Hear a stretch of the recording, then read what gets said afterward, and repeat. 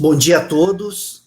Vamos dar início à sessão de julgamento da segunda turma ordinária da quarta Câmara, da segunda sessão do CARF, do período da manhã, do dia 6 de julho de 2020.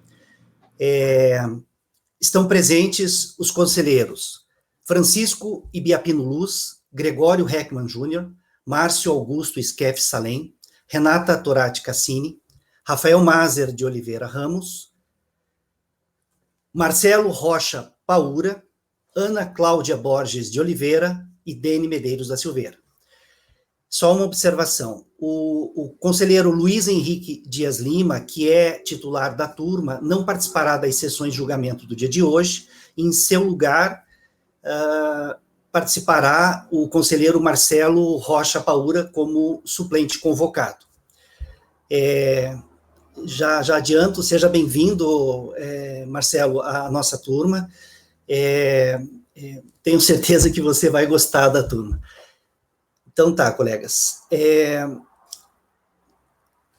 Nós vamos iniciar a nossa sessão de julgamento retificando um item da pauta de março. Um item da pauta de março, eu já disponibilizei na pasta T para vocês, o arquivo retificação, se forem lá, o nome da pastinha chama-se retificação, dentro tem lá o arquivo. Pois não? Alguém falou? Não. O item a ser retificado da pasta T, deixa eu só tirar o volume do meu celular aqui, é o processo 13896.720971/2017-31, da TIM Celular SA, tá? Na ata de março, constou o seguinte: acordam os membros do colegiado, por unanimidade de votos, em negar provimento ao recurso voluntário. Só que, na verdade, a turma, ela tinha conhecido parcialmente do recurso voluntário e, na parte conhecida, tinha negado provimento. Eu até disponibilizei para vocês ali o acórdão, como que tem que ser, tá? Então, ficou assim, ó. Vai ficar assim na ata retificada. Acordam os membros do colegiado, por unanimidade de votos, em conhecer parcialmente do recurso voluntário, não se conhecendo das alegações referentes ao absenteísmo, à ajuda de custo, às férias não gozadas e às gratificações eventuais, uma vez que não pré-questionados em sede de manifestação de inconformidade. E na parte conhecida do recurso, negar-lhe provimento. Tá? Alguém discorda da retificação? Tá todo mundo de acordo? Ok, então, esse item da pauta de março terá esse novo texto. Perfeito. Vamos passar agora para a pauta de hoje, os itens da pauta de hoje. Vamos começar pelo item 1 da pauta, da conselheira Renata. Esse processo, o item 1, é um processo que saiu com vista em junho e está retornando agora. Como a composição da turma sofreu uma alteração com a entrada do Marcelo no lugar do Luiz, então eu pediria a você, Renata, que fizesse um resumo do relatório e daí fizesse um resumo do teu voto, aí a gente inicia as discussões e aí já fazemos a votação, ok? Mas, viu, Renata, o seu voto, eu lembro que ele era razoavelmente longo, né, com todas aquelas jurisprudências todas. É um caso envolvendo omissão de rendimentos, em que a fiscalização diz que o rendimento é tributável e a contribuinte diz que é um rendimento oriundo de herança, né? É uma herança, não incidiria imposto. Na verdade, é o contrário. Vocês estão ouvindo? Tá bom? Eu estou ouvindo. Tá, então tá. Na verdade, eu vou fazer um resuminho, se qualquer coisa. Na verdade, é o contrário. O que ele diz é que ela recebeu esse valor, na verdade, em função... Ela era casada com uma pessoa que era um advogado que recebeu esse valor a título de honorários no processo judicial. Ela recebeu por conta, né, dele ter sido advogado de herança. Esse é o ponto. Foi exatamente isso, é um alvará judicial, porque ele faleceu e ela recebeu a esse título. A fiscalização entendeu que ela recebeu esse valor a título próprio e assim tributou por imposto de renda da pessoa física, certo? E foi isso que a fiscalização entendeu. Qual foi o ponto? Ela fez, posteriormente ao recebimento do inventário, ela fez uma sobrepartilha. E para receber esse alvará e incorporar esse valor. Então, o que a fiscalização entendeu? Que ela recebeu isso a título próprio. E que, portanto, ela tinha que tributar esse valor. E, na verdade, o ponto que se coloca, e que eu coloquei aqui, sim, ela recebeu a título próprio, porém a título de herança, porque ela somente recebeu isso, porque ela recebeu isso porque ela era casada com ele faleceu, e ele que era o titular desse valor.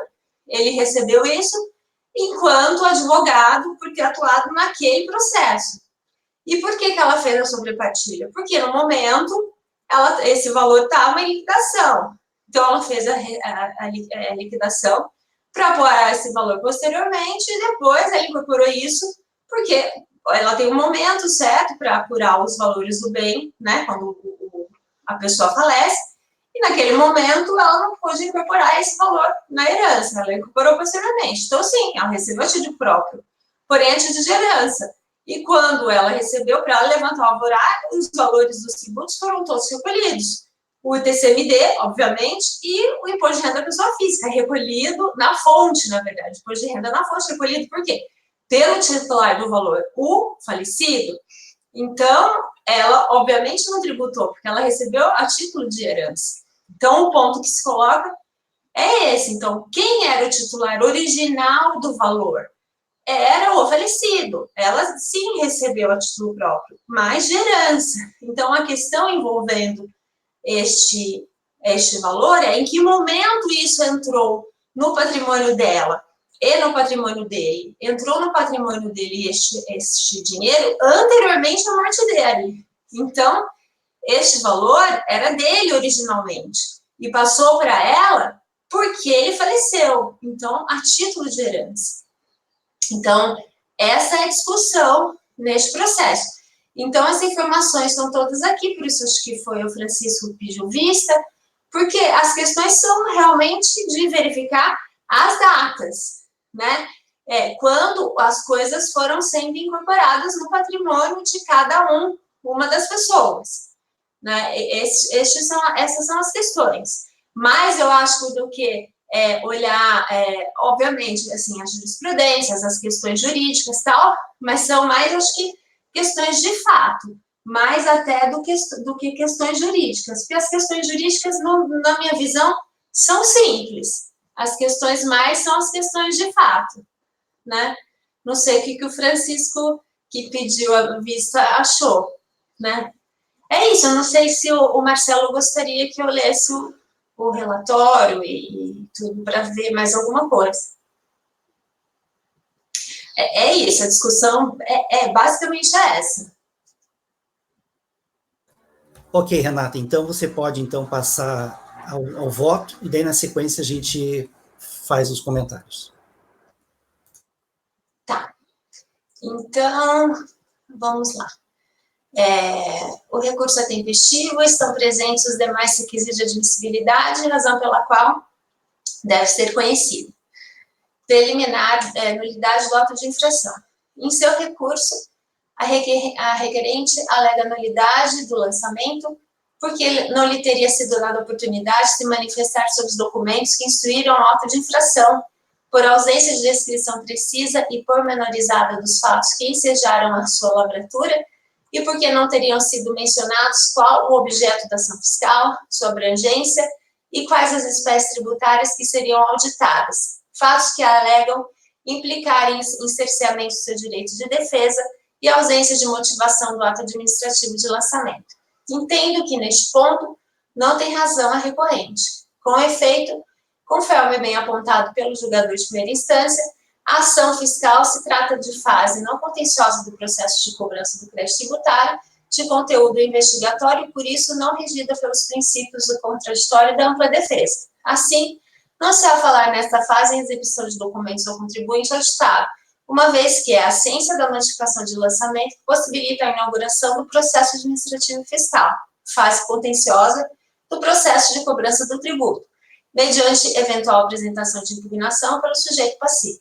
Assim, é na notificação de lançamento que devem ser indicadas todas as provas das quais a autoridade fiscal se valeu para apurar as infrações imputadas ao contribuinte, sendo que, no presente caso, os únicos documentos nos quais se baseou o lançamento, que não foram apresentados pela própria recorrente, foram os enviados em resposta ao ofício destinado ao juiz de direito da 4ª Vara de Família e Sucessões da comarca de Porto Velho e que coincidem com os que ela própria apresentou.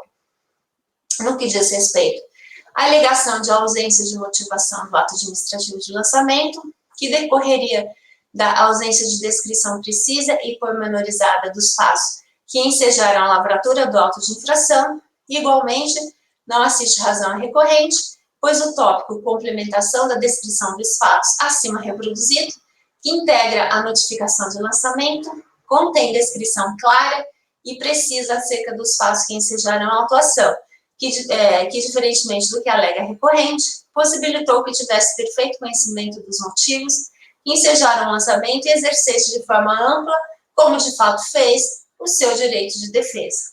Assim, as alegações de nulidade do auto de infração não se sustentam e não devem ser acatadas.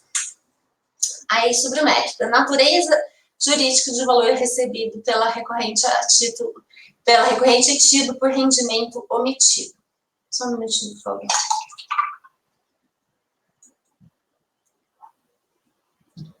Segundo consta do auto de infração, o fato que ensejou a lavratura do auto de infração impugnado seria omissão por parte do recorrente de rendimentos recebidos do INCRA a título de honorários de sucumbência devido pelo seu cônjuge, senhor Sérgio Leonardo David, falecido aos 10/2/2005 por meio do precatório final 670-5.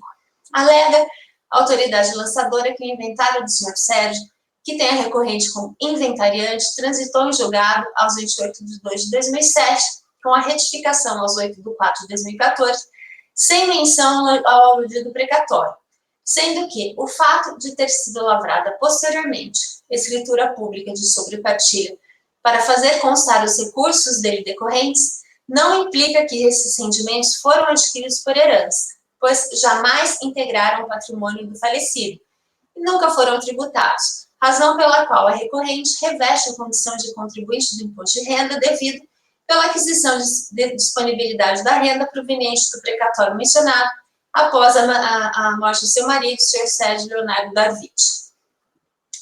O julgador de primeira instância, por sua vez, ratificando esse posicionamento da autoridade lançadora, entendeu que o fato gerador do imposto sobre a renda somente ocorreu no momento em que ela, a recorrente, adquiriu a disponibilidade econômica da importância liberada pelo Poder Judiciário. O valor recebido nunca fez parte do patrimônio do de cujos, tendo-se incorporado diretamente ao patrimônio da impugnante. Pois bem, constata-se do quanto acima descrito que o cerne da questão discutida nos presentes autos diz respeito à natureza jurídica do valor recebido pela recorrente por meio do precatório em questão, se de herança ou não. Conforme esclarece a própria autoridade lançadora, os rendimentos tidos por omitidos pela recorrente foram recebidos do INCRA por meio do precatório a título de honorários de sucumbência devidos ao seu cônjuge, o senhor Sérgio Leonardo David, falecido aos 12/10/2005. Mencionado precatório foi expedido nos autos do processo judicial de número final 26881, ação de cumprimento de sentença proferida na ação de desapropriação indireta de número final 594-0, que é o processo originário, que tramitou pela 5ª Vara da Justiça Federal de Porto Velho e que tem como exequente Wilson Pereira Teles e outros, representado, dentre outros, pelo falecido senhor Sérgio. Assim, O pagamento do valor questionado neste processo administrativo decorreu do cumprimento da sentença proferida nos autos do processo judicial principal de desapropriação indireta, de número final 5940. Esta, portanto, a sentença proferida no processo original de desapropriação indireta é o título executivo objeto do cumprimento de sentença que, em consequência da expedição e do pagamento do mencionado precatório. Desse modo, importa saber se mencionado título executivo judicial se formou em um período anterior ou posterior à data do falecimento do senhor Sérgio, pois, na primeira hipótese, o direito de crédito dele decorrente se trata de patrimônio dele, que, uma vez que veio a falecer, deve, evidentemente, ser incorporado ao espólio. Nesse sentido, já se posicionou o STJ em diversos precedentes, dentre os quais citamos ilustrativamente o recurso ordinário em mandado de segurança, número 42409, do Rio de Janeiro. E aqui eu vou pedir para não ler, tá? Que é uma jurisprudência que diz exatamente isso, e que faz a diferenciação entre a disponibilidade jurídica e a disponibilidade financeira desses valores. Portanto, tratando-se o precatório, conforme eles são acima explicitados, de um documento, uma carta, que veicula um direito cuja aquisição da disponibilidade econômica e jurídica já se operou com o trânsito em julgado da sentença a favor de um determinado beneficiário, o precatório objeto destes autos nada mais é do que um direito incorporado ao patrimônio do senhor Sérgio, quando do trânsito em julgado da sentença proferida no processo original de desapropriação indireta, de número final 594-0, restando-nos investigar nesse passo se esse trânsito em julgado se operou antes ou após o seu falecimento.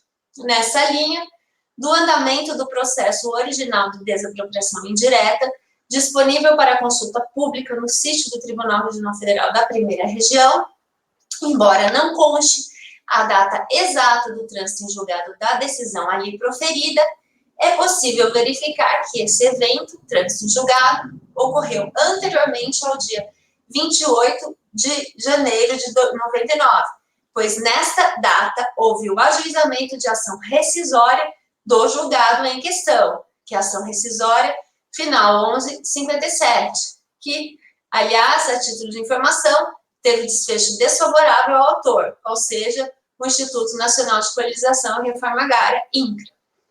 Assim, tendo o falecimento do senhor Sérgio, como dito, ocorrido no dia 12 de 10 de 2005, o direito de crédito assegurado pelo trânsito em julgado da decisão judicial ali proferida já houvera se incorporado ao seu patrimônio naquela ocasião, transmitindo-se assim, em razão disso, automaticamente aos seus herdeiros, nos termos do artigo 1784 do Código Civil, que dispõe que, aberta a sucessão, a herança transmite-se, desde logo, aos herdeiros legítimos e testamentários.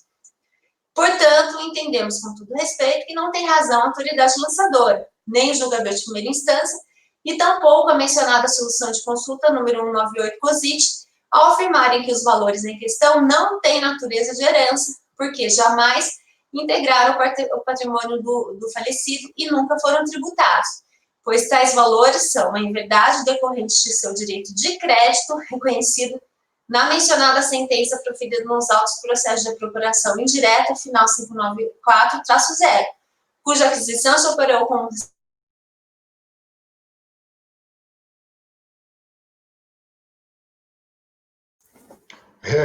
Fechou teu microfone.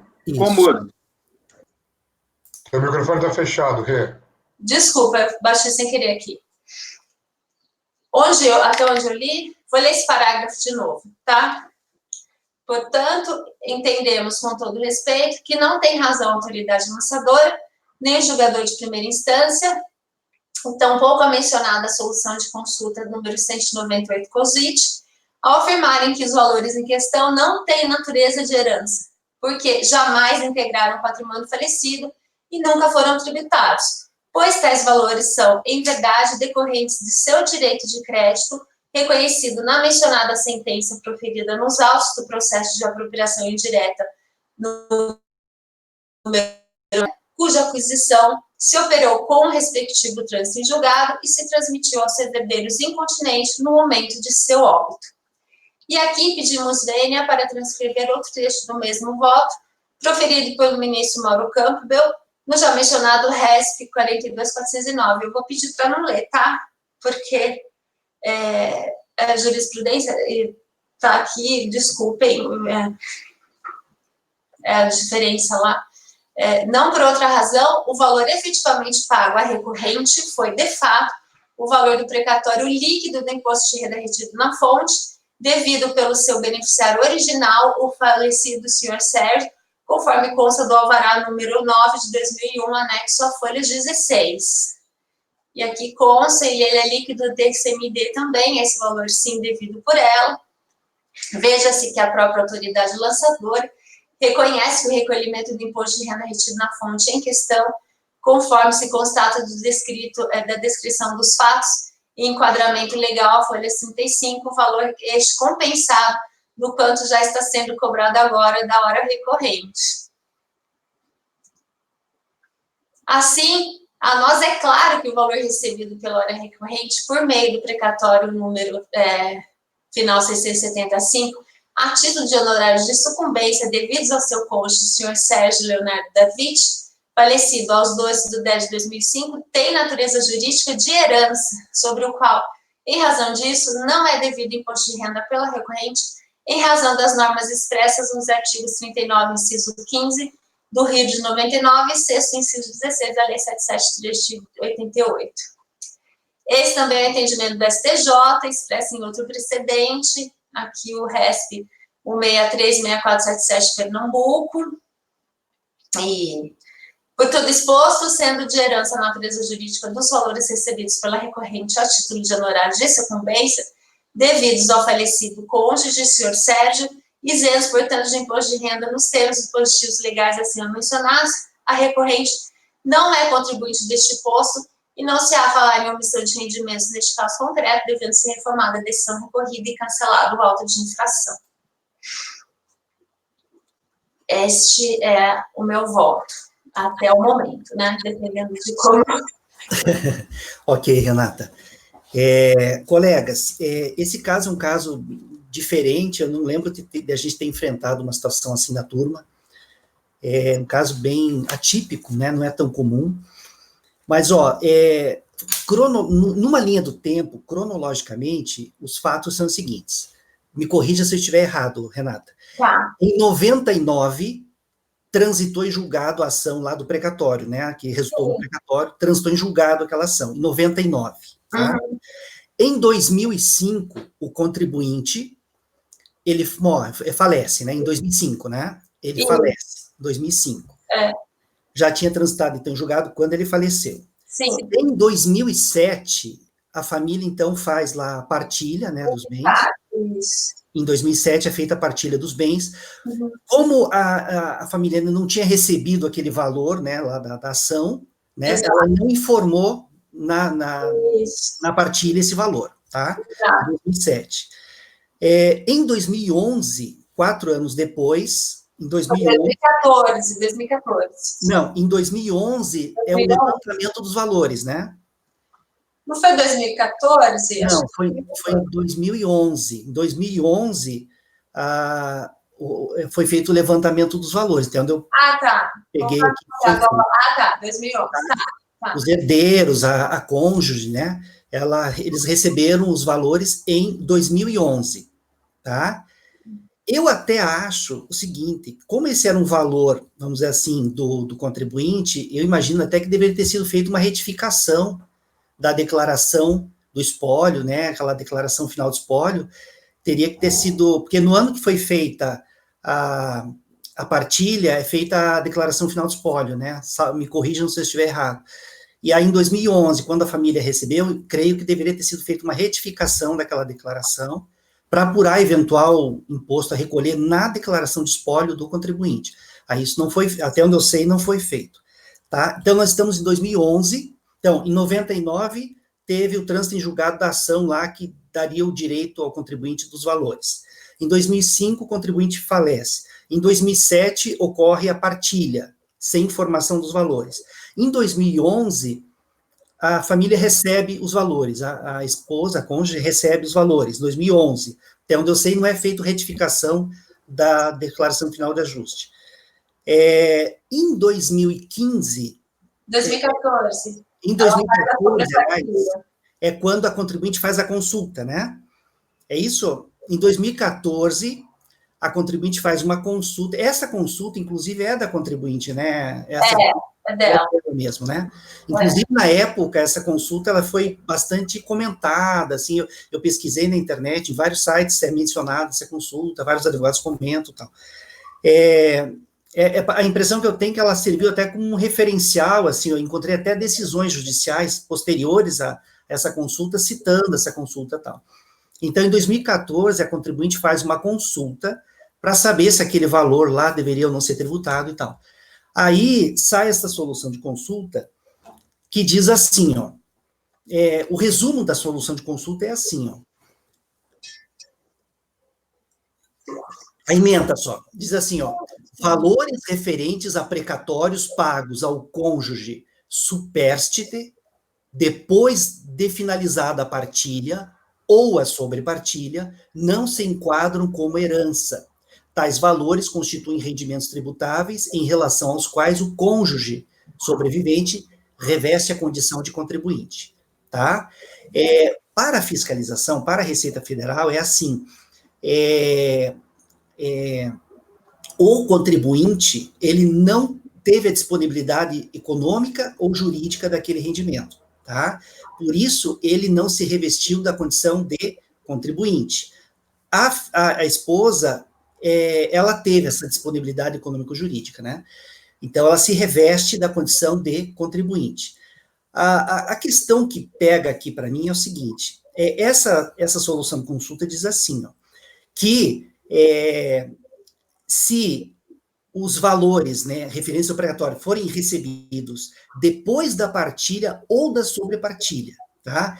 Veja, eles foram recebidos depois da partilha, tá? Mas não da sobrepartilha. Depois da partilha. Depois que a contribuinte entrou com a solução de consulta em 2014, e saiu a solução dizendo que o rendimento recebido é tributável, o rendimento recebido depois da partilha ou da sobrepartilha, ela fez a sobrepartilha daí, em 2015, né? É isso, né, Renata? Em 2015, então, ela fez a sobrepartilha. Em 2014 ela fez sobrepartilha. 2014, né? É que a solução ela fez a sobrepartilha antes de 2014. Porque a solução de consulta é de 2015. Então ela fez antes. Antes de sair o resultado da solução de consulta. Na verdade, honestamente, eu não sei de quando é a solução de consulta, mas a sobrepartilha ela fez em 2014. Então foi antes. Tá, não, beleza. Então ela fez a consulta, né, a solução de consulta, a Receita Federal falou, então, que se o rendimento fosse recebido depois da partilha ou depois da sobrepartilha, ele seria tributado no beneficiário daqueles valores, quem recebesse aqueles valores, no caso, a cônjuge. E em 2016, a fiscalização faz o lançamento daí, na contribuinte, né, que é o que a gente está discutindo aqui agora, né, faz o lançamento da contribuinte, entendendo que o seu cônjuge falecido não teria tido a disponibilidade econômica ou jurídica, né. Então, resta para nós agora saber o seguinte, se essa sobrepartilha feita muitos anos depois, inclusive não teve, eu acho que aqui faltou realmente a retificação, sabe, da declaração final de espólio. Resta saber se essa sobrepartilha, vamos dizer assim, sanou essa situação, né, porque daí o pagamento foi feito antes da sobrepartilha, né. Eu gostaria de passar a palavra, então, aos colegas. Alguém gostaria de comentar? Eu queria só fazer um último comentário. É que eu acho, assim, que não faz, assim, muita diferença. Que eu acho que a questão é o momento em que isso entrou no patrimônio dele. Isso entrou no patrimônio dele antes. Você até citou, né, as decisões da justiça, que entendem que no momento em que ele faleceu, ocorre a transmissão automática. Mas a gente tem uma questão muito simples. Eu acho que a gente tem uma norma de direito civil, que é o que não pode ser alterada, inclusive pela norma 110 CT, que você não pode alterar as questões de outros ramos do direito para fazer a norma tributária incidir. E pelas normas de direito civil, qual é o momento? O momento em que isso entrou no patrimônio dele foi lá no trânsito em julgado. É muito simples. Se ela cometeu alguma outra influência, infringiu alguma outra norma, se ela tinha que ter retificado aqui ou ali o inventário lá, isso é uma outra questão, né? O fato é que isso entrou no patrimônio dele lá, naquele momento do trânsito em julgado. Portanto, uma vez que ele faleceu, isso se transmite incontinente para os herdeiros. Então, isso é herança, ponto. Ela precisou fazer uma sobrepartilha depois, porque isso ficou sob júdice, e aqui está demonstrado. Por que isso não se transmitiu para ela? Eu até anexei aqui, colei aqui. Isso teve uma ação rescisória, que levou anos. O INCRA entrou com uma ação rescisória contra a decisão de trânsito que transitou em julgado. Então, isso demorou para entrar no patrimônio. Então, né, isso ficou sob júdice durante bastante tempo. Até que uma hora transita em julgado, certo? E entrou no patrimônio dele. Então, ela não entrou imediatamente para ela, não virou, né, não pôde ser levantado o alvará, porque ficou sob júdice isso um tempo. Mas, a partir do momento, isso é uma norma de direito civil. Acho que independe de se ela cometeu, se ela deve ser retificada ou não, são outras questões. Mas eu acho que esse é o ponto. Tá, é só um detalhe, né? O falecimento do contribuinte, ele provoca efeitos, às vezes, diferentes, né? No direito civil e no direito tributário, né? No direito tributário, por exemplo, depois do falecimento, o contribuinte falecido continua ainda com uma certa existência, né? Na pessoa do espólio e tal, né? O CPF dele continua vivo durante um tempo ainda, né? Então, os efeitos do falecimento são diferentes nas áreas, né, do direito. Alguém gostaria de fazer algum comentário? Francisco, você gostaria de fazer algum comentário? Márcio, gostaria de fazer? Ana, alguém?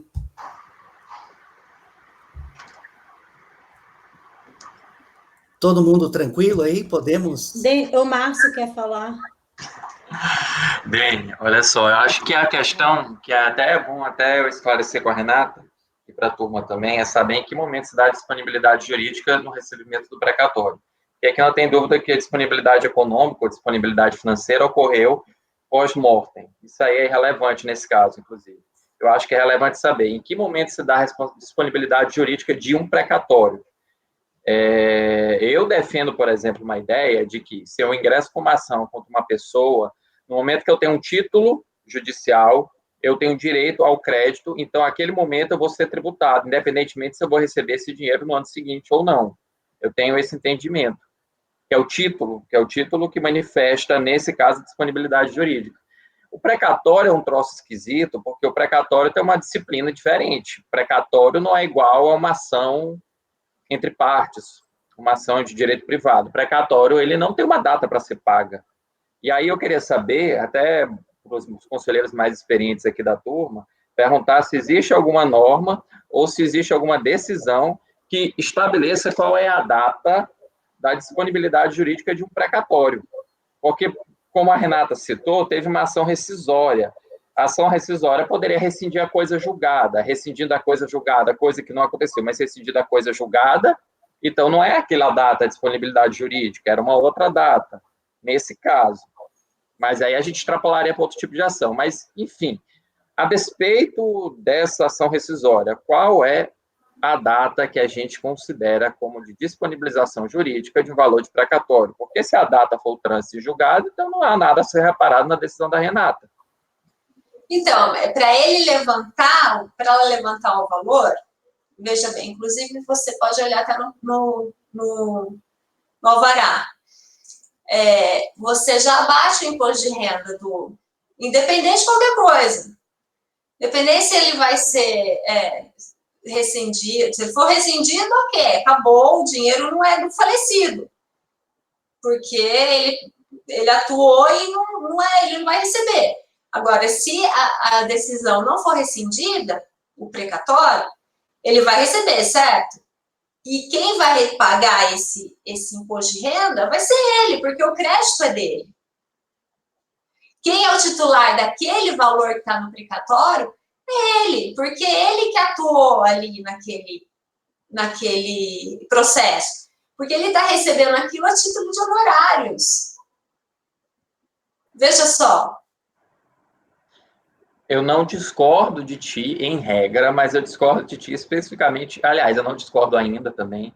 Eu acho que pode haver uma diferença de entendimento em razão de ser um precatório. A Lei 10.833, que fala, eu acho que é a Lei 10.833, né? Que é um artigo 27, deixa eu conferir. Mas eu me lembro. Aqui nas decisões colacionadas, ele não vai poder tributar novamente a título de imposto de renda um valor que já foi tributado a título de imposto de renda, porque o imposto de renda é devido por outro beneficiário, que é o real detentor da verba. Tá, deixa eu fazer só um parêntese. Eu botei aqui no bate-papo o artigo 27, que ele fala que nos casos de rendimentos pagos e cumprimento de decisão da Justiça Federal mediante precatório, será retido na fonte 3% sobre o montante pago no momento do pagamento ao beneficiário. Aí eu não sei se... E aí eu vou terminar minha dúvida, e essa dúvida pode ser instalada para a gente discutir. Não sei se esse artigo ele disciplina indiretamente que o momento do fato gerador, no caso do pagamento precatório, é o momento do pagamento ao beneficiário, que é o momento em que ocorre a retenção na fonte. Deixa eu ler, eu não quis ler as jurisprudências, deixa eu ler aqui para você.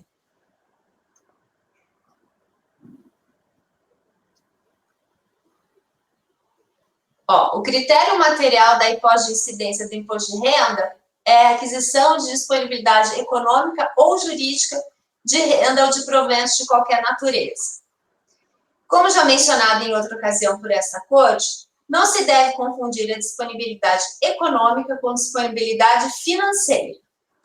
Enquanto essa última, disponibilidade financeira, se refere à imediata utilidade da renda, a segunda, disponibilidade econômica, está atrelada ao simples acréscimo patrimonial, independentemente da existência de recursos financeiros.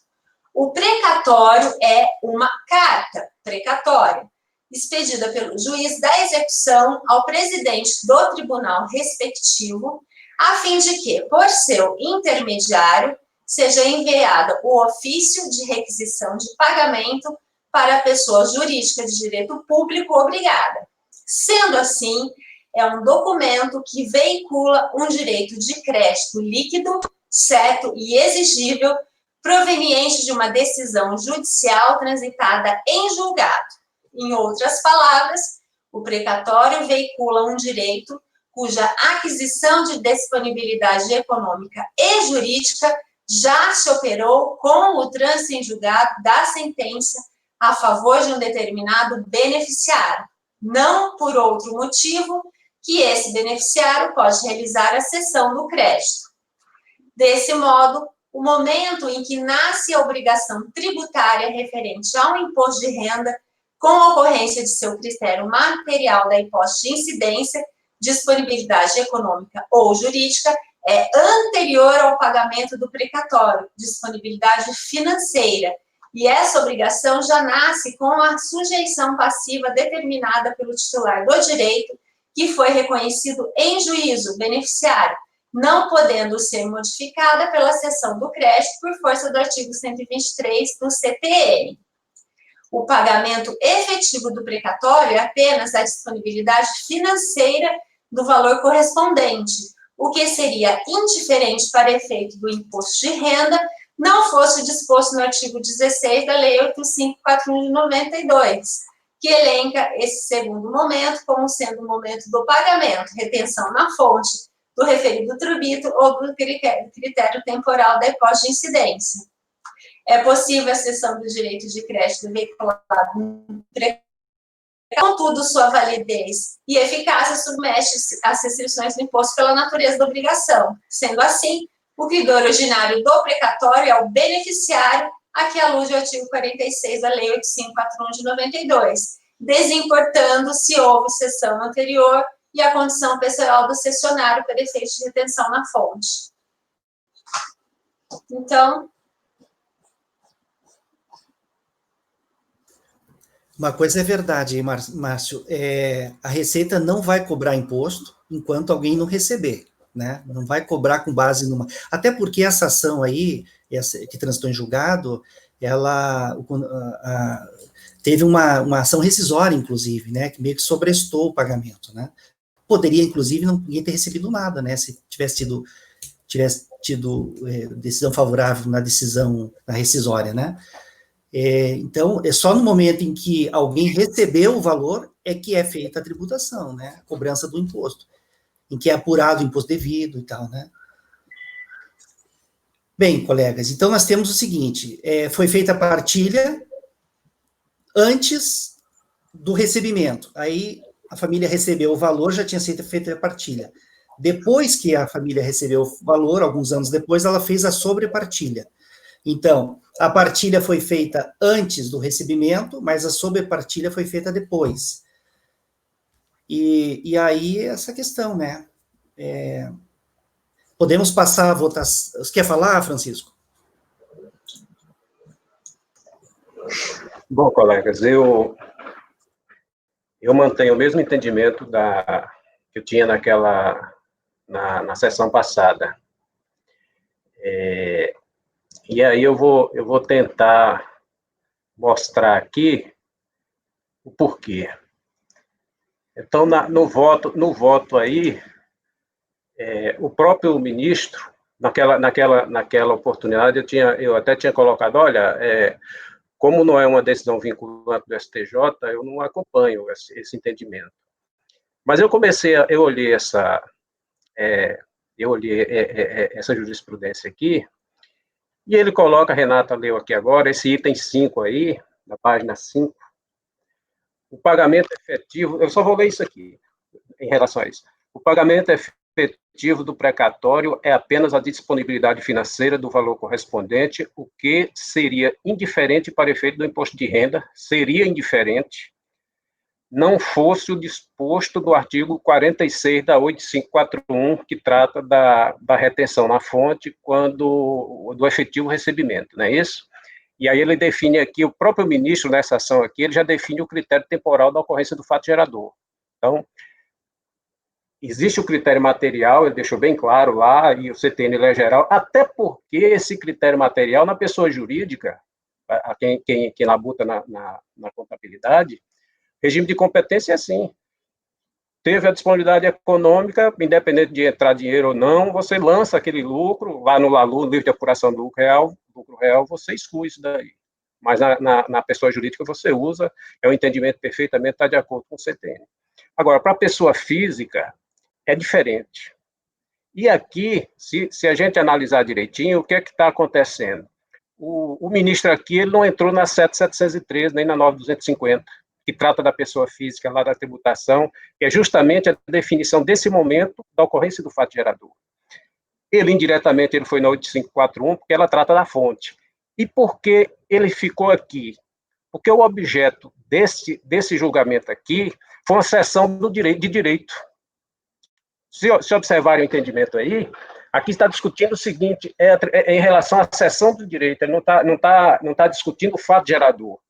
Tanto é que ele coloca essa situação toda aí, diz, olha, não fosse, para efeito de imposto de renda, não fosse o artigo 46 da 8541, que elenca que segundo momento, um segundo momento, como sendo o momento do pagamento, a retenção na fonte do referido tributo, ou o critério temporal da hipótese de incidência. Beleza, isso é um fato. Agora vamos lá na 7713. Minutinho aí, deixa eu achar aqui. O que é que ela diz? Artigo 1º. Os rendimentos e ganhos de capital percebidos a partir de 1º de janeiro de 89 por pessoas físicas residentes ou domiciliadas no Brasil serão tributados pelo imposto de renda na forma da legislação vigente, com as modificações introduzidas por esta lei. Parágrafo 2º. Artigo 2º, perdão. O imposto de renda das pessoas físicas será devido mensalmente à medida em que os rendimentos e ganhos de capital forem percebidos. Isso é lei. É o que eu digo. Por que ele não entrou nisso aqui lá? Porque não era questão, a discussão não era essa. A discussão lá era a cessão do precatório, era a cessão do título.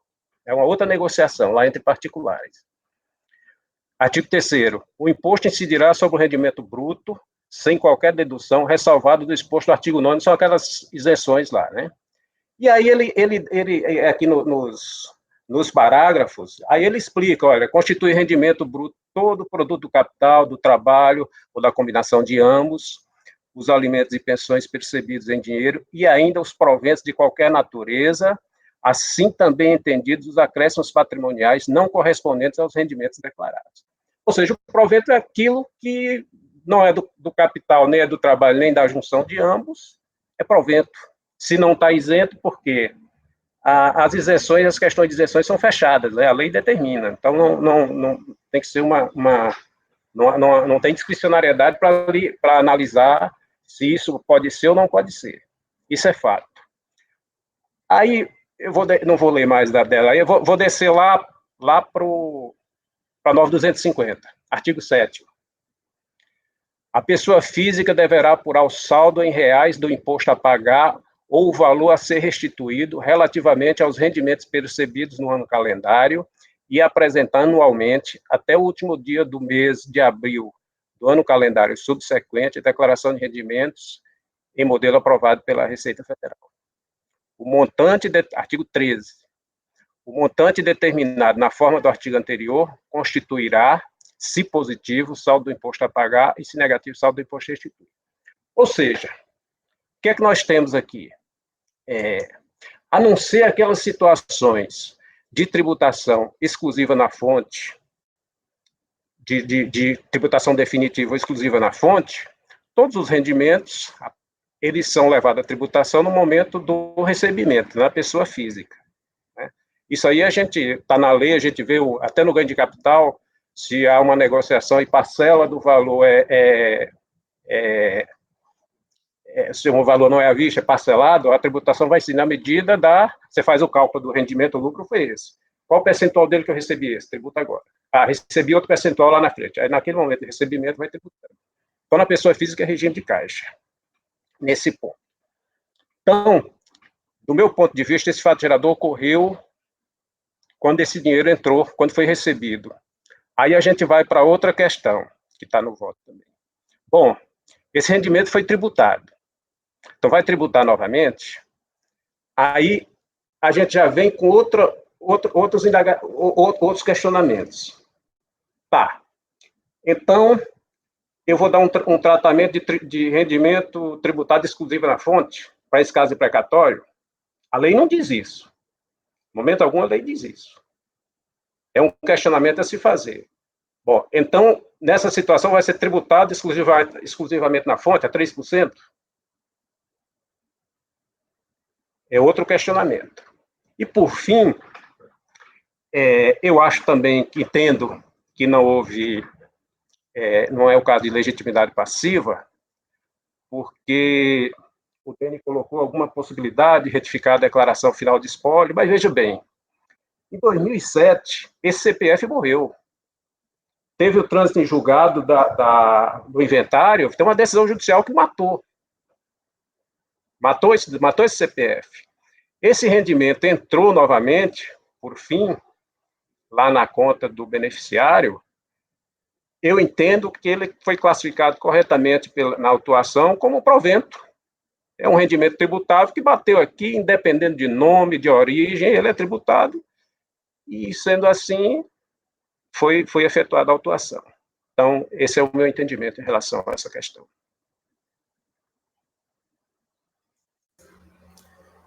Colegas, alguém mais gostaria de fazer algum comentário? Podemos iniciar a votação, então? Então, vamos iniciar a votação. Francisco, como você vota? Está sem volume, Francisco. Da divergência. Vai negar provimento ao recurso, isso? Ok. Gregório, como vota? Acompanho a relatora, presidente. Márcio, como vota? Me dá um minutinho só, presidente, que eu estou fazendo uma leitura. Ok.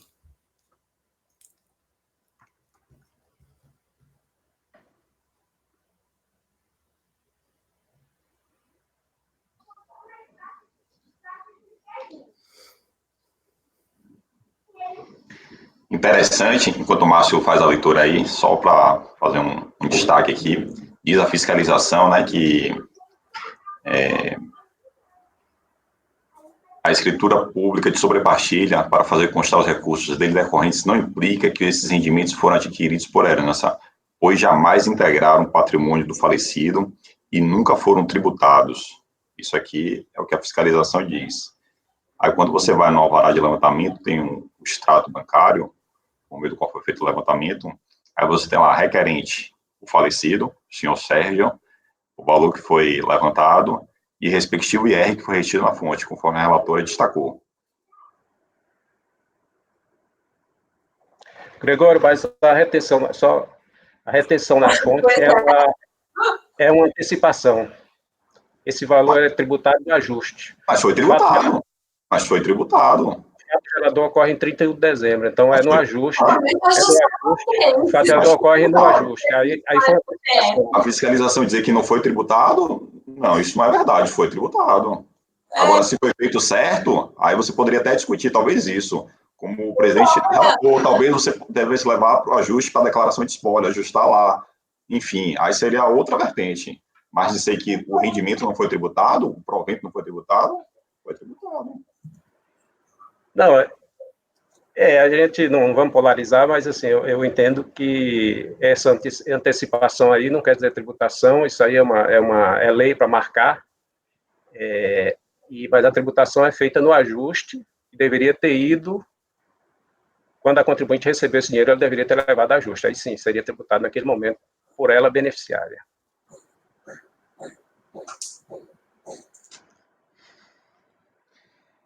Presidente, eu vou acompanhar a relatora no sentido de que,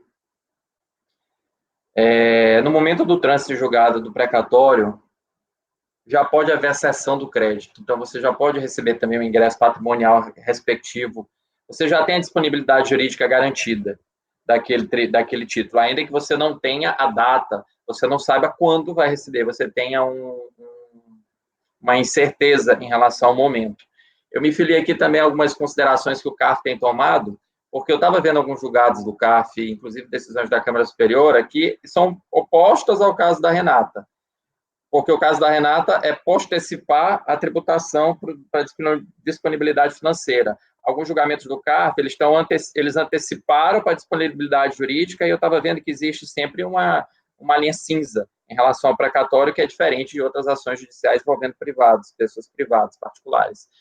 Então, pela possibilidade de dispor daquele valor do precatório no momento do tempo em que foi deferido o trânsito em julgado, eu acredito que ali já se marca o fato gerador do imposto de renda, então, naturalmente, o tributo foi lançado primeiro contra a pessoa errada, e aí eu até sugiro a Renata que talvez fosse o caso, inclusive, aí cabe à relatora e depois, ao final do julgamento, à turma, verificar que são casos de nulidade processual de legitimidade passiva, e legitimidades passivas são nulidades absolutas. E sendo nulidades absolutas, são matérias para serem conhecidas de ofício, aí cabe ou não o teu entendimento. Mas, independentemente do caso, voto com a relatora pelo cancelamento da infração, pelo erro na identificação, primeiro, do sujeito passivo, segundo, naturalmente, pela tributação de um rendimento pelo que ele não é, no momento errado.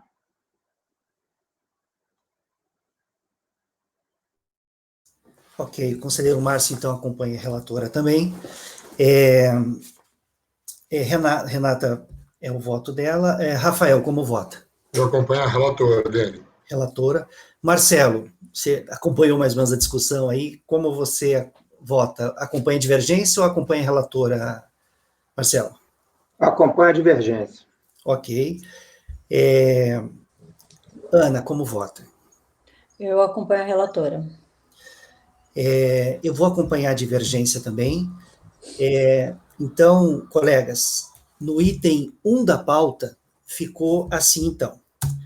Acordam os membros do colegiado, por maioria de votos, em dar provimento ao recurso voluntário. Vencidos os conselheiros Francisco, Marcelo e Dene. Ok?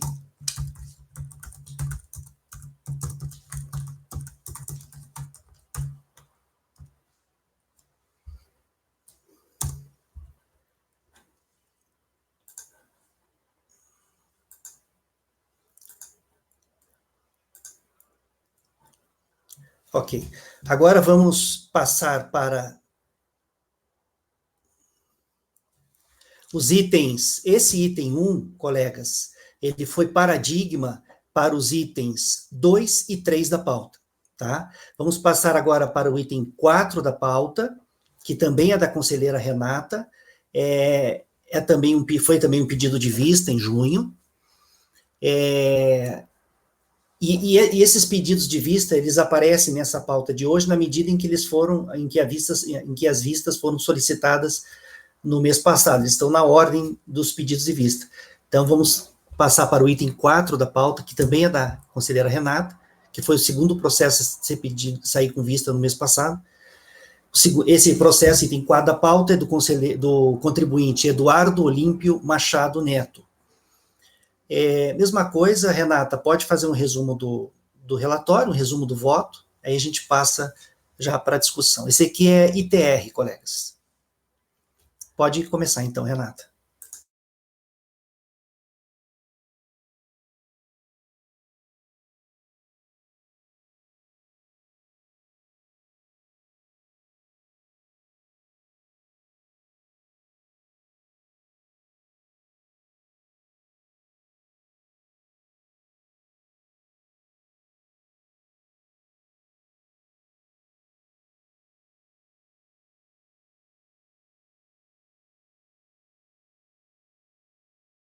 Está sem microfone, Renata.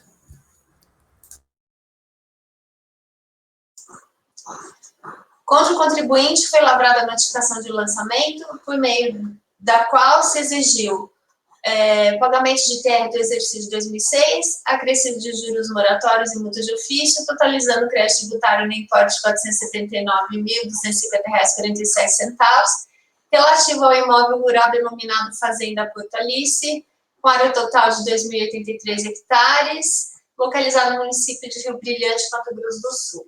Conforme descrição dos fatos em enquadramento legal, regularmente intimado, o contribuinte não comprovou a isenção das áreas de preservação permanente de reserva legal do imóvel rural e também não comprovou o valor da terra nua declarado por meio de laudo de avaliação do imóvel, conforme estabelecido na norma 14653 da BNT. Notificado o lançamento, o contribuinte apresentou impugnação tempestiva, que foi julgada procedente em parte pela DRJ de Campo Grande para estabelecer a área de reserva legal declarada de 392 hectares, o que resultou na alteração dos itens do demonstrativo de teste 381, conforme para baixo. A DRJ de Campo Grande, tal qual a autoridade lançadora, não reconheceu a área de preservação permanente, lembrei já, e também não acatou o entendimento da autoridade fiscal, que não aceitou o laudo de avaliação do imóvel apresentado pelo contribuinte para comprovar o valor da terra nua declarada e procedeu ao arbitramento com base no CIPT. E também manteve a alteração da área total declarada pelo contribuinte de 1.096 hectares para 20.836,30 hectares. Notificado do acordo em questão, o recorrente apresentou recurso voluntário. Novo contra razões é o relatório. Eu acho que essa questão aqui, eu me lembro, acho que o Francisco também que pediu vista. Eu posso passar para o voto? Posso passar? Pode. Passa para o voto e depois do voto a gente discute aí, o caso. Tá, eu acho que o ponto era a área de preservação permanente, não era, Fran? Acho que era isso. Essa era a questão, se eu não me engano. Não era? Então, vamos lá. Então, o recurso é tempestivo, mas deve ser conhecido em parte. Com efeito, em seu recurso contribuinte de defesa inédita, que não foi levada à apreciação do jogador de primeira instância e, por isso, não pode ser conhecida por este tribunal. Conforme brevemente relatado, dentre os tópicos do lançamento mantidos pela DRJ, está a manutenção do valor da terra nua arbitrada pela autoridade lançadora, tendo por base o CIPT, em função do não acatamento do laudo de avaliação apresentado pelo recorrente. Em seu recurso voluntário, o recorrente questiona o não acatamento do laudo apresentado pelo julgador de primeira instância, elaborado com base na norma NBR 14653 da BNT, o que abordaremos mais à frente neste voto. E também a utilização do que chamou de desconhecida a tabela do CIPT sem a devida publicidade das fontes. Quanto a este último ponto, questiona quais serão suas fontes de pesquisa, se foi baseado no rigorismo da BNT, se o profissional responsável pela sua elaboração é habilitado junto ao CREA do Mato Grosso do Sul e se foi recolhida a devida RT. Se é possível o acesso ao levantamento dos preços realizados pela sua elaboração e outros que tais. E conclui que, diante desses senões, o VTN de 2006 deve ser o constante do laudo de avaliação apresentado, elaborado por profissional habilitado e com recolhimento da devida RT. Constata-se, assim, que o recorrente, em verdade, impugna a própria legitimidade do sistema de preços de terra CIPT da Receita Federal do Brasil, o que não foi objeto de discussão em primeira instância de julgamento. Nessa linha, nos termos do artigo 16 e 17 do Decreto 70235, aí eu trago aqui os dispositivos, né, e igualmente o artigo 336 do novo Código de Processo Civil, aplicável subsidiariamente aos processos administrativos, ao processo administrativo fiscal, inclusive, dispõe que inculpem ao réu alegar na contestação toda a matéria de defesa, expondo as sanções de fato e de direito, o que impugna o pedido de autor, especificando as provas que pretende produzir. Analisando o teor deste dispositivo legal, percebe-se que sequer seria necessário nos valermos de sua aplicação subsidiária ao processo administrativo fiscal, já que em seu conteúdo é, em tudo e por tudo, exatamente o mesmo que se tem no conjunto dos artigos 16, 3 e 17 do Decreto 70235 acima transcritos. Seja no uso como for, valendo por empréstimo da lição dos professores Nelson Nery Júnior e Rosa Maria de Neto Nery, em comentário que fazem ao aludido do artigo 336 do MCPC, o contribuinte deve alegar toda a matéria de defesa que estiver na impugnação, pena de não mais poder fazer em momento posterior em face do fenômeno processual da preclusão consumativa. É o princípio da eventualidade da defesa, e aqui eu cito a lição doutrinária. Em consequência, o argumento da recorrente, somente levantado neste momento processual em sede de recurso voluntário, não pode ser conhecido por este tribunal. Nesse sentido, inúmeros são os precedentes desse tribunal, no sentido de não conhecer da matéria que não tenha sido submetida à apreciação em julgamento de primeira instância, dos quais cito apenas alguns ilustrativamente, aqui tem vários precedentes desse tribunal.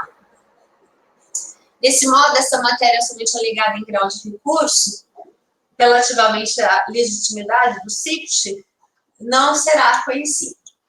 No mais, conforme acima brevemente relatado, o presente recurso voluntário foi interposto de decisão que julgou procedente em empate a impugnação apresentada contra o lançamento de TR do exercício de 2006, mantendo a glosa da área de preservação permanente declarada pelo contribuinte em sua DITR de 500 hectares para 88 hectares e a alteração da área do imóvel declarada de 2.083,30 hectares e do valor da terra nua declarado pelo contribuinte de R$ 1.140.930 para o valor arbitrado com base no CIPT. Anote-se inicialmente que a área do imóvel declarada pelo recorrente em sua DITR de 2006 foi de 1.960 hectares.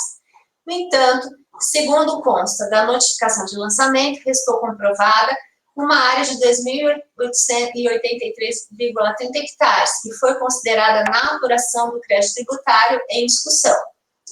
Em sua impugnação, o recorrente argumentou que, para efeito de cálculo do ITR do exercício de 2006, a área a ser considerada é aquela expressa na matrícula do imóvel de 1.960 hectares e não 2.083 hectares, uma vez que essa nova medida ainda se encontra em fase de apuração e não foi certificada pelo órgão competente, no caso, o INCRA.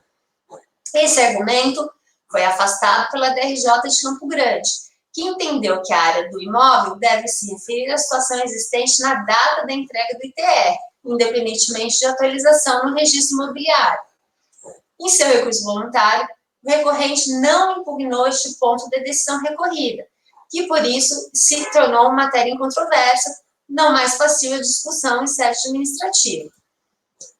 Quanto à área de preservação permanente, conforme consta da descrição dos fatos e enquadramento legal da notificação de lançamento, a folha 78, conforme laudo mapa apresentado, com relação à matrícula 6.492, o imóvel possui uma mata de 152,25 hectares, reserva legal de 20%.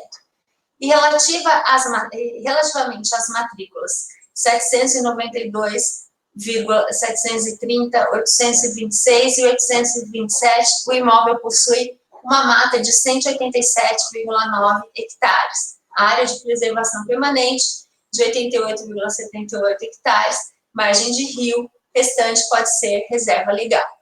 Diante do exposto, o imóvel possui, de fato, uma área de preservação permanente de apenas 88,78.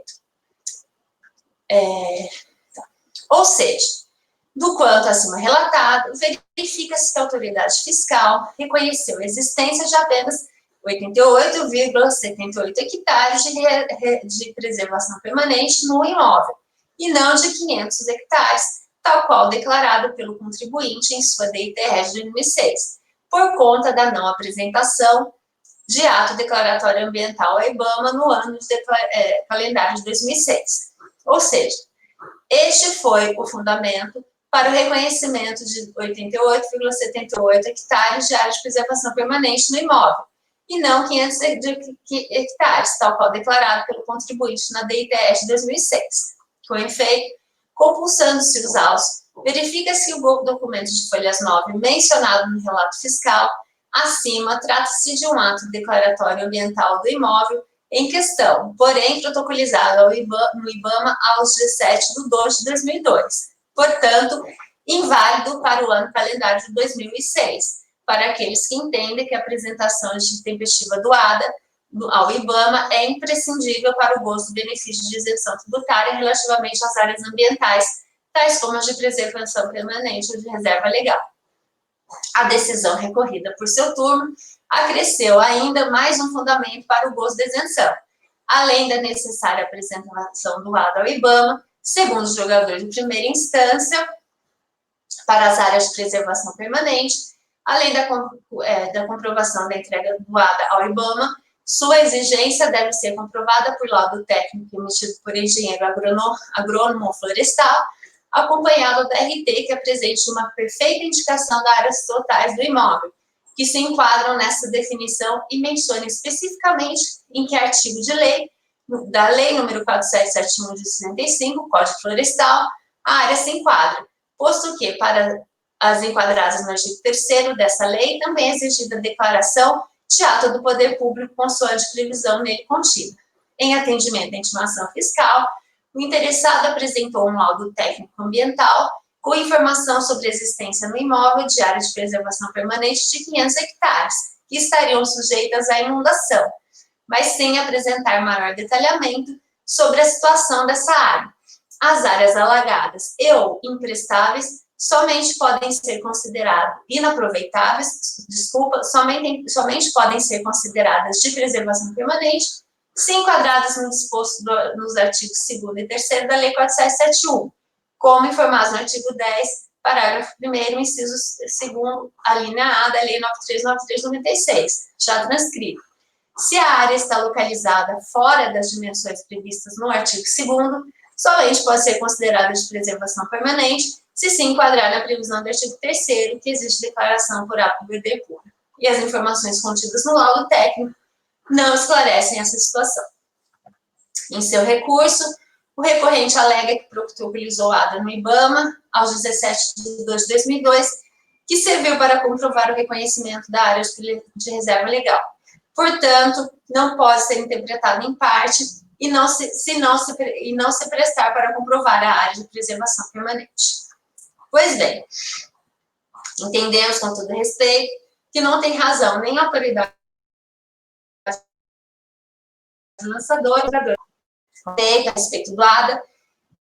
Temos que, no regulamento do 17 ao caput, parágrafo 1º, introduzido pela Lei 693 de 81, pela Lei 10.165 de 2000, ele é meio de prova do direito à isenção do ITR relativamente a determinadas áreas, mas não exclusivo.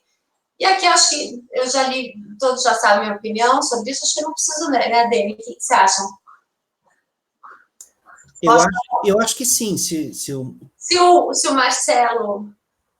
Marcelo que sabe, assim, eu tenho uma posição que todo mundo conhece, se você quiser, eu posso ler, que é sobre o ADA. Qualquer coisa fale, tá, Marcelo? Por favor, leia, por favor. Você quer que eu leia? Tá bom.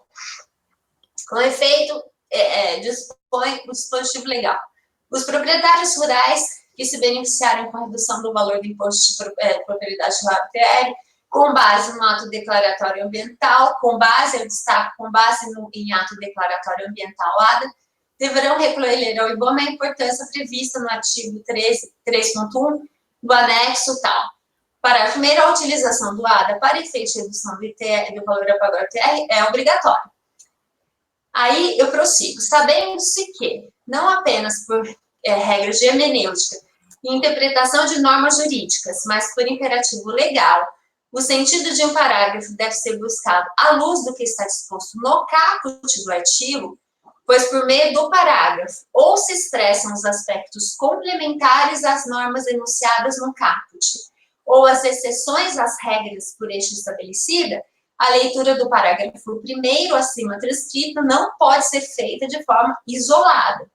Desse modo, da leitura do conjunto do caput e do parágrafo 1º do artigo 17-O da Lei número 693/81, alterada pela Lei 10.165 de 2000, verifica-se que o dispositivo prevê a obrigatoriedade da utilização do ADA para fins de redução do valor do TR a pagar apenas nas hipóteses em que o benefício de isenção ocorra com base no ADA. Por outro lado, a exclusão de áreas ambientais da base de incidência do ITR, cuja existência decorre de outras hipóteses, como diretamente da lei, por exemplo, não pode ser entendida como uma redução do tributo com base em ato declaratório ambiental ADA, nem pode ser condicionada à apresentação desse documento. A finalidade principal do ADA foi a instituição da taxa de vistoria, que deve ser paga sempre que o proprietário rural se beneficiar da redução do ITR com base nesse documento, mas não tem o condão de definir áreas ambientais, disciplinar as condições de reconhecimento dessas áreas, nem de criar obrigações tributárias acessórias ou regular procedimentos de apuração do tributo. Assim, a apresentação do ADA não pode ser condição indispensável para a exclusão de áreas de preservação permanente de reserva legal, de que tratam os artigos 2º e 16 da Lei 4.771 de 65, da base de cálculo de ITR, se sua existência está demonstrada por outros elementos. Também no sentido da desnecessidade do ato declaratório ambiental para a comprovação das áreas de preservação permanente, é a jurisprudência consolidada do STJ, conforme julgados abaixo, citados apenas ilustrativamente, dentre vários outros. E aqui eu cito os julgados do Superior Tribunal de Justiça. Transcrevemos ainda trecho de decisão monocrática proferida pela ministra Regina Helena Costa, que é fantástica, no mesmo sentido, na qual são relacionados diversos julgados que embasam o entendimento aqui adotado e revelam jurisprudência consolidada daquele tribunal a respeito do tema. E aqui eu vou pedir para não ler, mas está tudo destacado, que eu negritei tudo o que ela fala sobre a história da desnecessidade do ADA, especialmente para áreas de preservação permanente e de reserva legal, que no caso o que se pede mesmo é a verbação à margem da matrícula. Enfim. No presente caso, a recorrente, junto aos autos, a folhas 11 e seguintes, laudo técnico ambiental de quantificação de áreas de reserva legal, preservação permanente e áreas antropizadas, elaborado por engenheiro certificado no CREA, acompanhado da correlata anotação de responsabilidade técnica, que atesta a existência no imóvel de áreas de preservação permanente de 500 hectares, mesma informação constante dos aludidos ato declaratório ambiental apresentado ao IBAMA pelo recorrente aos 17/12/2000 e não aceito pela fiscalização nem pelo julgador ACOL.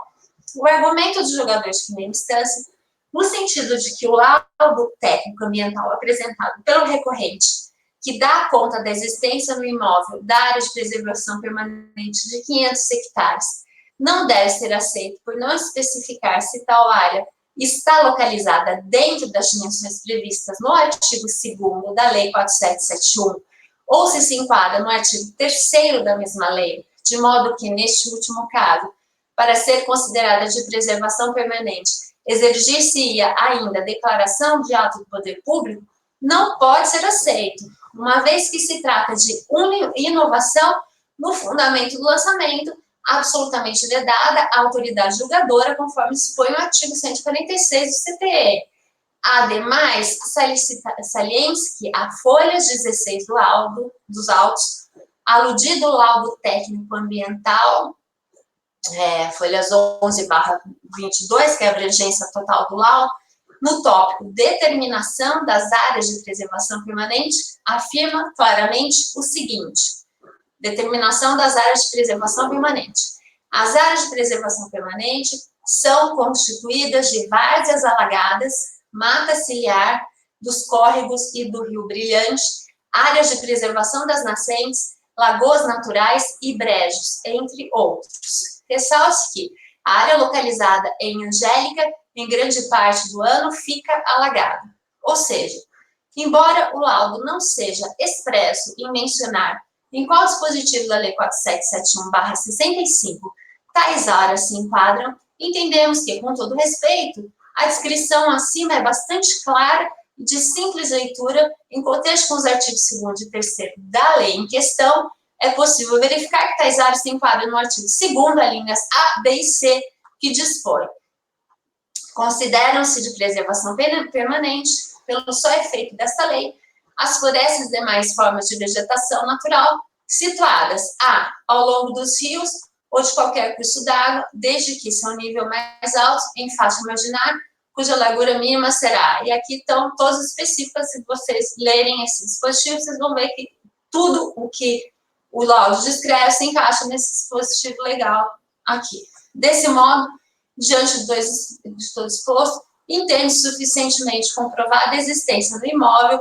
da mencionada área de preservação permanente de 500 hectares, fazendo jus, portanto, à isenção do tributo, devendo ser estabelecida a isenção sobre a área de 411,203 hectares de preservação permanente. Valor da terra nua.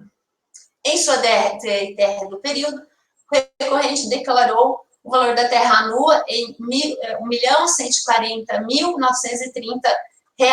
Relata a autoridade fiscal que o recorrente foi intimado para comprovar o valor declarado por meio de laudo de avaliação do imóvel, conforme estabelecido na DNBR 146533 da BNT. Informa que, conforme a norma em questão, item 9.2.3.5, alínea D, é obrigatório nos graus 2 e 3, que no caso de precisão, né, obrigatório nos graus de precisão, deixa eu concluir aqui, que no caso da utilização de fatores de homogeneização, o intervalo admissível de ajuste para cada fator e para o conjunto de fatores esteja compreendido entre 0,8 e 1,2, o que não foi atendido no laudo apresentado pelo recorrente.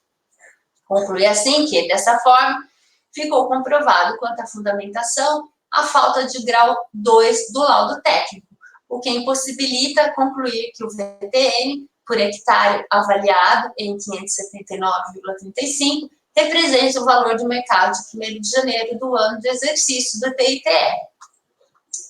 Levando a autoridade lançadora ao arbitramento do valor da terra nua, com base no sistema de preços de terra CIT da RFB, com fundamento no artigo 14 da Lei 93.996, artigo 3º da Portaria RFB RFB 447 de 2002, resultando no VTN no importe de R$ 8.483.710,38. O procedimento adotado pela autoridade lançadora foi respaldado pela DRJ sob o fundamento, em síntese, que há deficiências no laudo que o comprometem para fins de comprovar efetivamente o VTN por ela declarado, e que esse documento pretende comprovar. Em relação ao valor da terra nua, os argumentos trazidos pelo recorrente e seu recurso voluntário, passíveis de conhecimento por este tribunal, que tem aquela questão de que tem, quando ele se volta contra a própria legitimidade do CIT, isso não pode ser conhecido, como eu dito lá acima, restringem-se à citação de precedentes jurisprudenciais do então Conselho de Contribuintes, sem acrescentar nenhum elemento novo que seja hábil a justificar a reforma da decisão recorrida. Assim, adoto como razões deste dia o seguinte trecho da decisão recorrida para que integre este voto.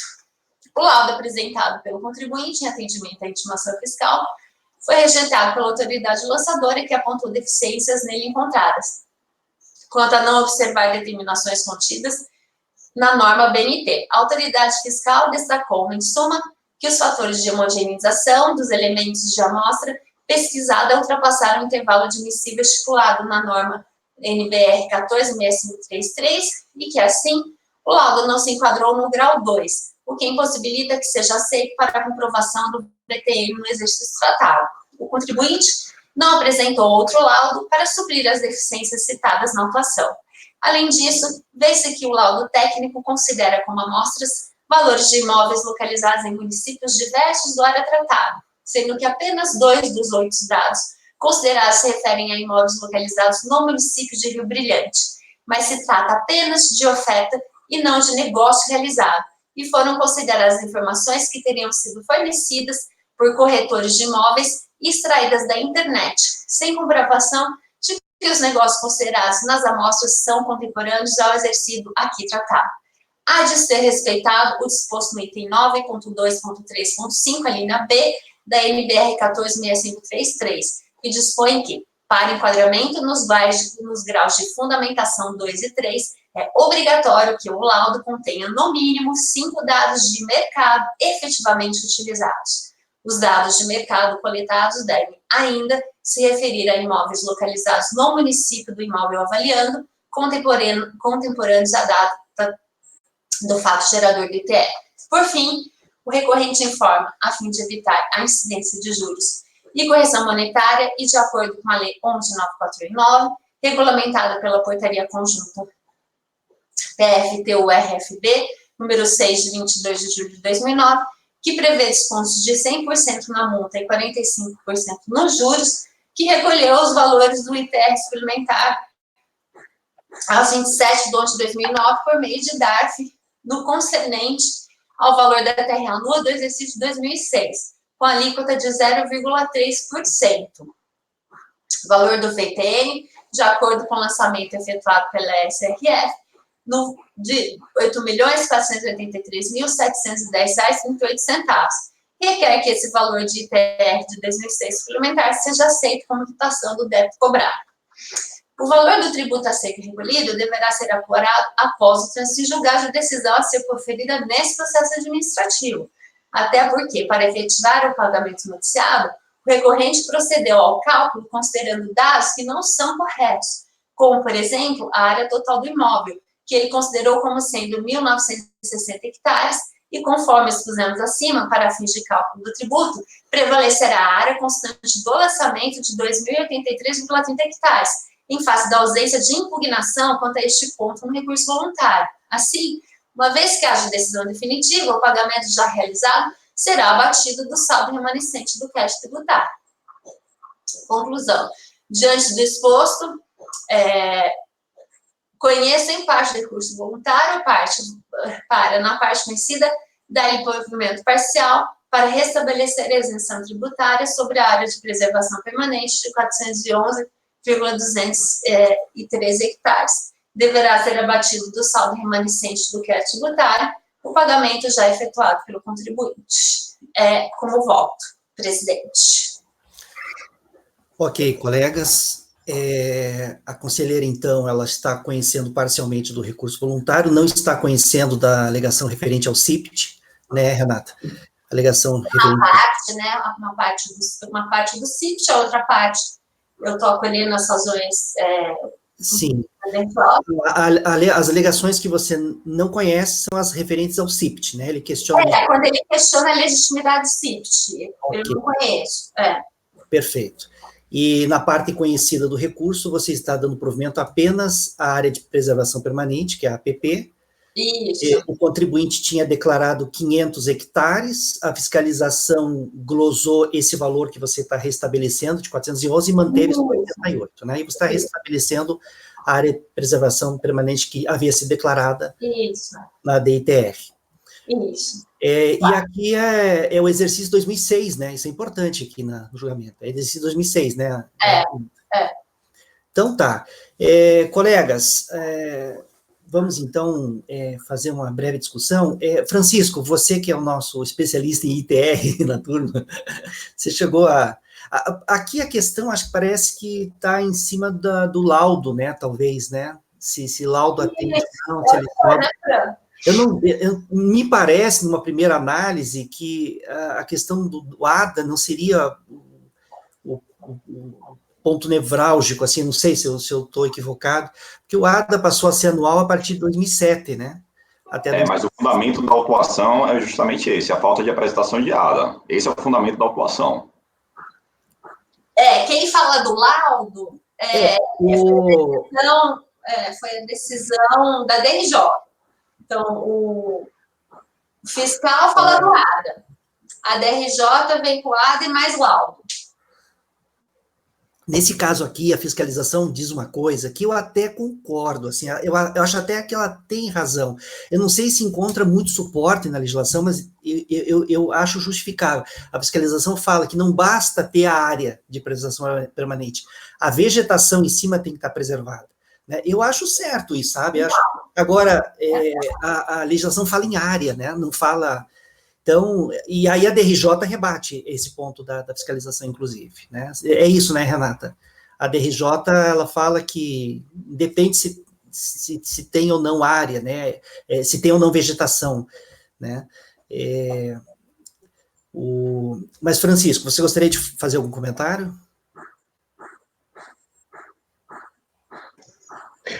Eu estou dando uma olhadinha aqui na notificação, porque a questão do ADA até 2006 não carece ser anual. Agora, se houve qualquer alteração do período, ele tem que ter ADA naquele período que houve alteração. Mas Pode falar. Mas a questão, acho que está pegando mais aqui, é o laudo mesmo. Deixa eu dar uma olhadinha aqui. Né? O ADA, colegas, até 2006, ele era entregue uma vez só, e só era entregue novamente se houvesse alguma alteração na área, né? E teve um laudo apresentado, imagino, esteja valendo se não houve alteração na área, né? E agora a questão aí é o laudo, né? Esse laudo, se realmente ele atesta essa área de 400 hectares, né? É que eu acabei não lendo, se você olhar aqui onde eu transcrevi, é que eu acabei não lendo a hora que eu estava lendo aqui. Quando eu começo a ler área de preservação permanente, eu ponho, conforme consta na descrição dos fatos de enquadramento legal da notificação de lançamento, eu acabei não lendo justamente essa parte. Eu li a parte do primeiro parágrafo, aí que tem aqui com 2 asteriscos, ele põe requisitos, utilização obrigatória do ato declaratório ambiental ADA para fins de redução do ITR. Então, isso também foi o fundamento da glosa da área. É que eu acabei não lendo quando eu estava fazendo lendo o voto. Eu acabei pulando justamente esse parágrafo aqui.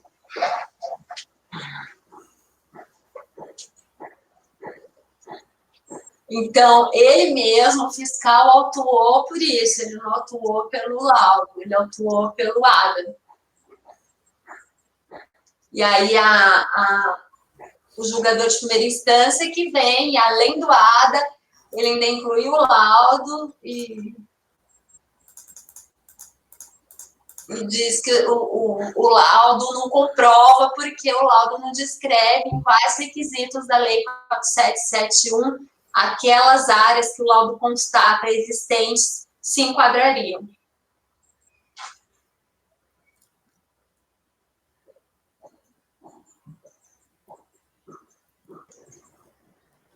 Esses são os pontos. Ó, gente, na folha... Deixa eu ver que número dessa página aqui. Tem um carimbo em cima, mas na folha do carimbo é 74, da notificação. Lá no final tem complementação da descrição dos fatos. Aí está imóvel rural, fazenda, ele caracteriza. Tal. Área de preservação permanente. Valor declarado, 500 hectares. Valor apurado, 88 hectares. Requisitos, Lei 4771, 1965, artigo 2º, com redação dada pela Lei número 7803 de 89 e Lei 7511 de 86. Área de preservação permanente não declarada por ato do poder público, isto é, pelo só efeito da lei. Valor comprovado, 88. Documento apresentado. Laudo técnico, folha 10 a 15. Aí ele continua. As áreas de preservação permanente e tal. Então, Gregório, eu entendo que a fiscalização não fez referência só ao ADA, não. Ela fez referência à ausência de comprovação de laudo também, até porque essa lei aí, o Código Florestal, ele trata justamente dessa caracterização dessas áreas. Era isso que eu tinha. Certo.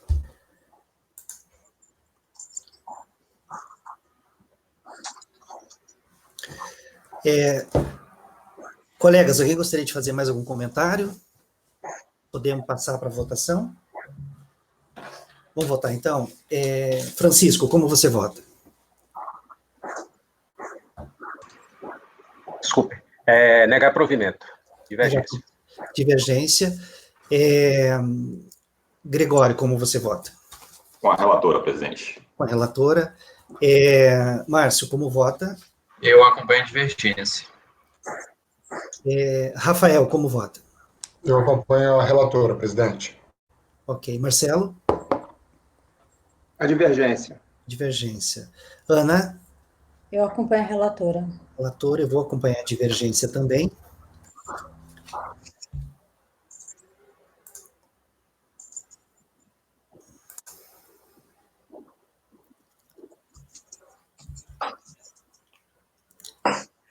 Tá, então nós tivemos em relação... com relação... Em relação ao conhecimento unânime, né? Isso. Em relação ao conhecimento parcial do recurso, ninguém diverge? Ninguém diverge, né? Questão lá da legitimidade do CIPT. Então, colegas, nós tivemos aqui, com relação ao conhecimento parcial, a decisão é por unanimidade. Com relação à área de preservação permanente, deu empate, então, nesse caso aqui, se aplica a decisão mais favorável ao contribuinte, nos termos lá do artigo 19E. Né? Eu vou incluir isso aqui na nossa ata, depois eu faço a leitura do dispositivo, e aí vai ficar assim, ó. Acordam os membros do colegiado, por unanimidade de votos, em conhecer parcialmente do recurso voluntário, não se conhecendo da alegação referente ao CIPT. E, na parte conhecida do recurso, em razão do empate no julgamento, eu vou colocar aquela parte, dar provimento parcial ao recurso para restabelecer a isenção tributária sobre a área de preservação permanente de 411,213 hectares, devendo ser abatido do saldo remanescente o crédito tributário,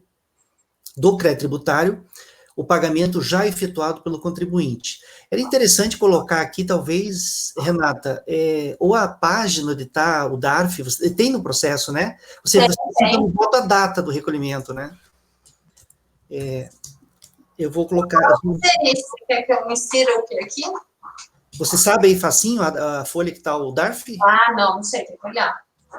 Eu vou colocar assim, ó, DARF de folha, aí depois você me dá o número certinho. para facilitar para a unidade de origem na hora da execução. Tá.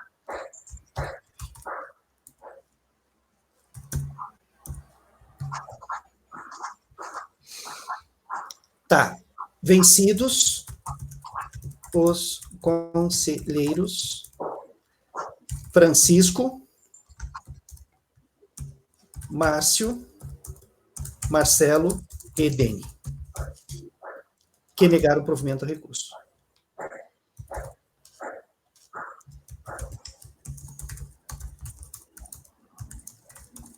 Que negaram o provimento ao recurso na parte conhecida, né? Porque vocês deram provimento para conhecer a...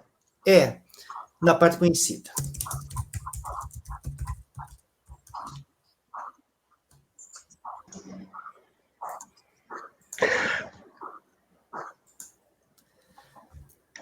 Qual a programação de intervalo, Dani? Foi definida naquela hora lá que estava sem som aqui ou não foi? No mês passado, eu achei que foi uma boa estratégia fazer um intervalo de manhã e um intervalo à tarde, no meio do período, né? Daí seria o intervalo às 11, de 15 minutos, e à tarde, também no meio da tarde, um intervalo de 15 minutos. Vocês querem fazer já o intervalo? E aí, porque senão agora já é quase 11 horas, se for fazer o próximo processo, pode ser que demore um pouco, e aí passe bastante das 11. Vamos fazer um intervalo já, então? Bem, DARF de folhas 211. Deixa eu anotar aqui. DARF de folhas 211. 211. Ok, aí facilita para a unidade de origem. Nesse processo aqui, colegas, só um detalhe, o contribuinte pede, porque é o seguinte, quando ele estava sobre ação fiscal, ele foi lá e fez um recolhimento, tá? E esse recolhimento aí é um recolhimento indevido, vamos dizer assim, né? Mas daí ele pede que seja, a Renata está pedindo que seja considerado. Eu acho que dá, né, Francisco, para apropriar esse valor, não tem... Fala. O meu entendimento em relação a isso daí, que não é aquela situação onde você desconstitui uma forma jurídica para outra, que a gente já discutiu aqui, normalmente planejamento tributário, não é aquilo, foi um pagamento. Eu entendo que isso aí, eu até nem conheço, eu entendo que isso aí não tem interesse de recursal, porque isso aí a unidade de origem já processa de ofício, a pedido de ofício lá na hora, é um direito do contribuinte, não acho que isso... Viu? Você não vai falar nada, vai ignorar? É um pedido, entende? É interessante fazer. Não, eu descrevo, eu boto falta de interesse recursal e boto na ementa e constituo um tópico disso daí. Aí digo, eu justifico porque é que eu não conheço. Tem vários votos meus que eu trato dessa forma. Porque se assim, vai ser automático, vai ser feito de qualquer maneira. Não vai perder, porque é diferente daquela situação que teve planejamento tributário, que a gente desconstitui no julgamento aqui. A gente entende de forma diferente, e aí há aquela divergência na turma de reconhecimento, né?